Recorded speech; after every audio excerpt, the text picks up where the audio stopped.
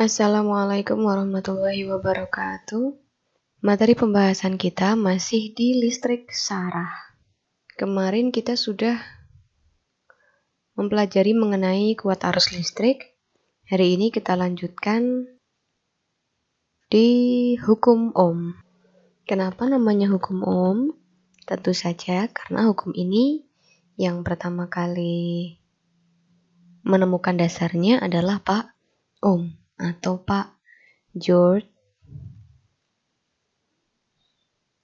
Siemens Ohm, seorang fisikawan asal Jerman. Beliau konon katanya mengutak-atik hubungan antara tegangan dengan kuat arus listrik. Ini sekitar tahun 1827, berarti abad ke-19. Apa yang ia temukan di hukum Ohm? Nah, ini ceritanya Pak George menyelidiki hubungan antara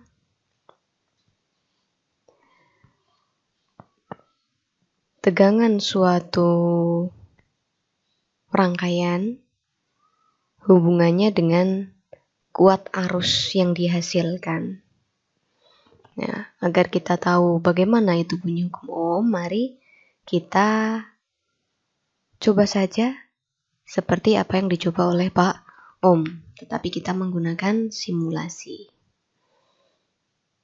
Simulasi ini kamu bisa coba sendiri di vet.colorado.edu.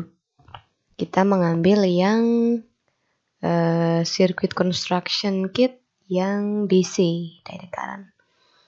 Ceritanya kita membuat sebuah rangkaian sederhana. Kamu sudah tahu rangkaian sederhana harus terdiri dari apa saja? Yaitu baterai, kemudian kabelnya, kawat.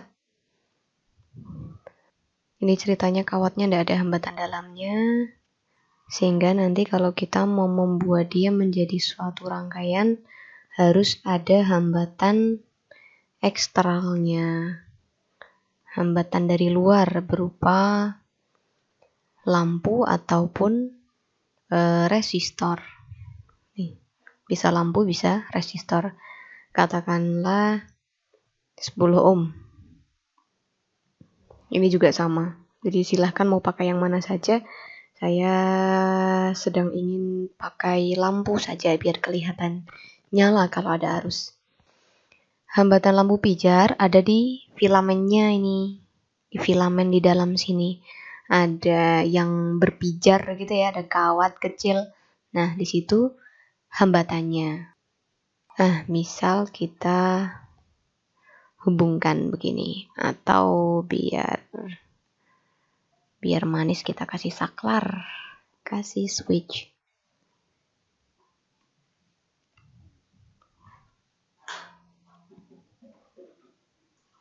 Oke, kita tutup. Ada arus yang mengalir. Dibuka, nggak ada arus mengalir. Nah, untuk kita bisa tahu nilainya tegangan, nilainya kuat arus, maka kita butuh alat ukur.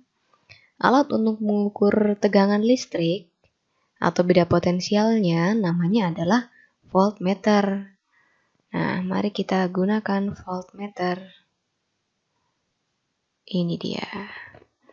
Voltmeter ada 2 probe. Tujuannya untuk mengukur beda potensial antara satu titik dengan titik yang lain. Nah, karena antar titik ke titik, sehingga probe 1 ada di titik 1, probe 2 ada di titik yang lain. Nah, siapa yang mau kita ukur? Tegangan baterai ini. Maka kita letakkan 1 di, katakanlah di dekat kutub negatif, 1 dekat kutub positif. Di mana yang dekat kutub positif? Biasanya yang berwarna merah.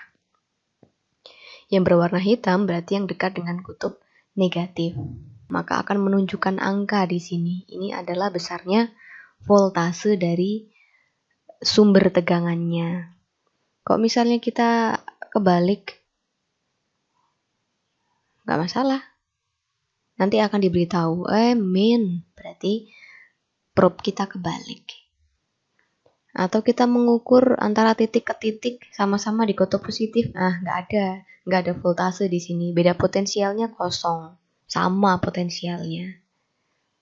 Begitu ya. Jadi diparalelkan dengan sumber tegangannya. Kemudian yang kedua yang kita ingin ukur adalah kuat arusnya. Maka kita membutuhkan ampermeter atau ammeter. Bagaimana cara menggunakan ammeter? Kita pahami arus. Kalau tadi beda potensial, itu adalah beda potensial di kedua titik, sehingga kita jepit paralel. Kalau arus adalah sesuatu yang mengalir, sehingga si ampermeter ini harus dialiri juga, agar dia bisa ngukur, yang mengaliri saya itu berapa ampere. Jadi kita susun secara seri. Sehingga kita simpulkan, ampermeter disusun seri, gandengan ini, rangkaiannya harus kita putus, digandeng, karena dia harus dialiri arus. Sedangkan voltmeter, dia paralel, dia dijepitkan di kutub 1 dan kutub satunya. Voltmeter dia tidak peduli terbuka atau tertutup karena dia mengukur tegangan di baterai. Tapi kalau arus, selama rangkaiannya terbuka nggak ada arus ngalir, maka ammeter akan mengukur 0. Tapi kalau saklarnya kita tutup, ada arus yang mengalir, maka ammeternya dialiri arus, akan terbaca arusnya berapa. Mari kita laksanakan percobaannya Pak Om. Pak Om ingin mengetahui bagaimana hubungan antara V dengan I. V dalam volt dan I dalam ampere. Kita perbesar. Nah, maka yang kita lakukan adalah mari kita variasi tegangannya, ambil 3 kali saja. Lalu ini adalah variabel bebasnya, sumbu Y adalah variabel terikatnya. Apa yang terjadi dengan I kalau V-nya kita ubah-ubah? Mengubah-ubah V berarti kita memvariasi besarnya tegangan. Kalau dalam simulasi kita berarti tadi kita variasikan jumlah baterainya secara seri. Karena penambahan secara seri baterai memperbesar tegangan. Nah, untuk data pertama mari langsung kita ambil saja. Tegangannya dicatat 9 volt, kuat arusnya 0,9 ampere. Tegangannya 9 volt, kuat arusnya 0,9 ampere.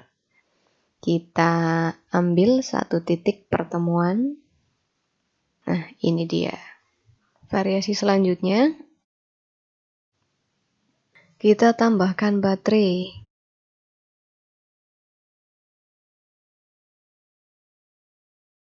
Nah, apa yang terjadi dengan nyala lampu? Ternyata nyala lampunya lebih terang ya.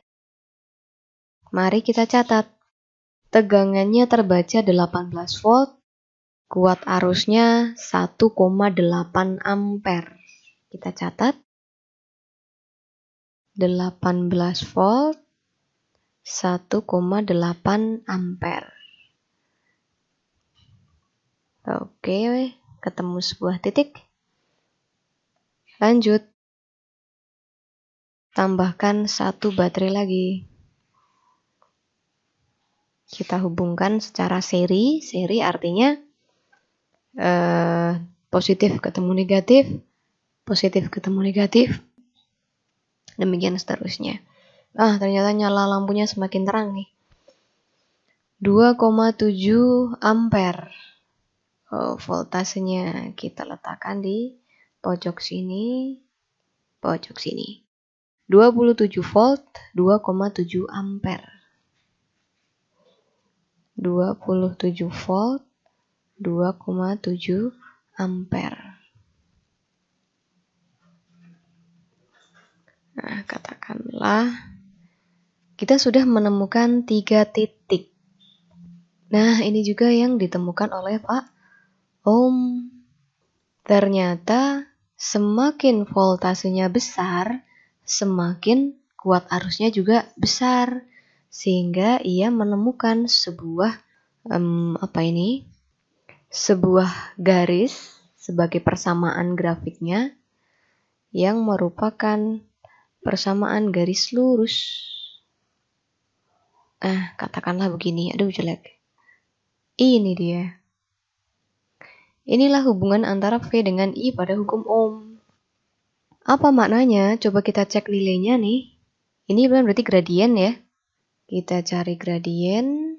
Gradien berarti persamaan garis lurus ya. Y sama dengan MX. Y-nya nilai sumbu Y. X-nya nilai sumbu X yaitu V. M-nya gradiennya.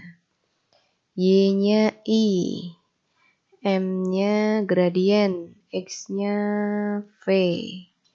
Maka gradiennya adalah I per V. I per V. Katakanlah kita ambil satu nilai. Nilai ini I-nya 0,9 bagi 9. Maka gradiennya coret berapa ini? Dibagi 9, 1 dibagi 9, 1/10 ya. 1/10. Siapakah 1/10? Kita cek di rangkaian kita. Ternyata nilai hambatan yang kita gunakan ini tetap sebesar 10 ohm. Sedangkan gradiennya adalah 1/10.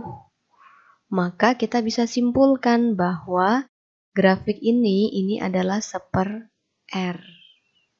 Maka kita bisa tulis Y sama dengan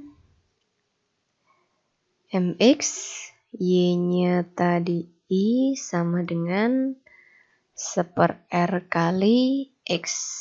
Nah, maka kita temukan I kali R sama dengan V. V sama dengan I kali R. Dah, inilah yang namanya hukum Ohm. Beliau menemukan sebuah tetapan yang namanya hambatan tetap. Sehingga kita kembali ke hukum Ohm. Apa yang Pak George Simon Ohm temukan? Bahwa ternyata V ini berbanding lurus dengan I. Semakin tegangannya besar, arusnya semakin besar. Kita juga bisa lihat di simulasi yang lain untuk simulasi FET, hukum Ohm, hubungan antara V, I dengan R. Mari kita lihat. Semakin V-nya besar, kamu lihat merah-merahnya huruf I-nya, semakin V-nya juga, semakin I-nya juga besar.